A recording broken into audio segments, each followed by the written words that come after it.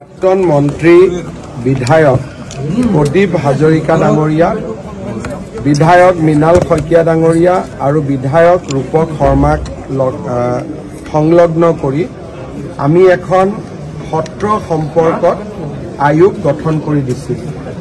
এই আয়োগৰ উদ্দেশ্য আছিল যে সত্ৰৰ কিমান মাটি বেদখলত আছে আৰু এই মাটিসমূহক বেদখলৰ পৰা উদ্ধাৰ কৰাৰ বাবে উপায়সমূহ চৰকাৰক প্ৰতিবেদন হিচাপে পৰামৰ্শ হিচাপে আগবঢ়ো।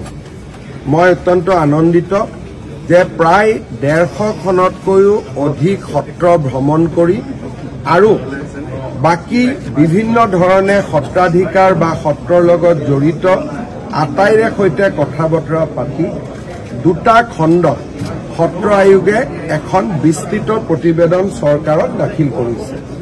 এই প্ৰতিবেদন কেইখন আমি পৰীক্ষাও কৰিম আৰু খুব সোনকালে অসমৰ সত্ৰসমূহক নিৰবিচ্ছিন্নভাৱে সহায় কৰিবলৈ আমি পাৰ্মানেণ্ট আয়োগ এখন উপযুক্ত বাজেটেৰে সৈতে পাৰ্মানেণ্ট সত্ৰ আয়োগ এখন নিৰ্মাণৰ কথাও চৰকাৰত ইতিমধ্যে আলাপ আলোচনা হৈ আছে, যিখন আয়োগৰ আদালতৰ দৰে ক্ষমতা থাকিব আৰু চৰকাৰী বিভাগৰ দৰে বিত্তীয় ক্ষমতা থাকিব।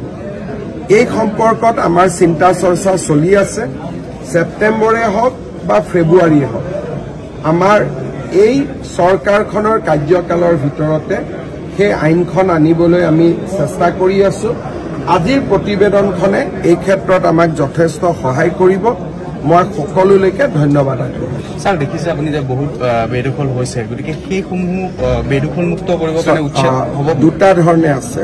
কিছুমান বেদখল হৈছে, কিছুমান বিভিন্ন চৰকাৰী প্ৰক্ৰিয়াৰ মাজেৰে মালিকনা হস্তান্তৰ হৈছে।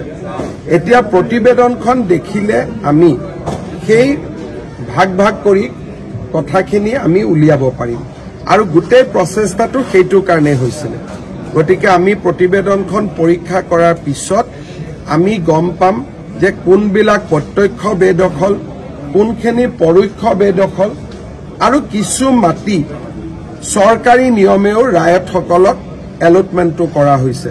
গতিকে এই বিভিন্ন ধৰণৰ সমস্যাবিলাক প্ৰতিবেদনখন পঢ়িলেহে আমি বুজি পাম। কিন্তু সত্ৰ আয়োগে প্ৰায়বিলাক সত্ৰৰ সৈতে জড়িত ভূমিৰ সমস্যাটো চিহ্নিত কৰিছে আৰু তেওঁলোকে চৰকাৰে বুজিব পৰাকৈ আজি অন্তত উত্তৰ এটা প্ৰতিবেদন দুখনত সন্নিৱিষ্ট কৰিছে। আপুনি বিচৰা বাতৰি পাব কেৱল নিউজ 18 এপত। নিউজ 18 এপ ডাউনলোড কৰিবলৈ স্কেন কৰক এই QR কোড। গুগল প্লে ষ্টৰতো পাব এই নিউজ 18 এপ।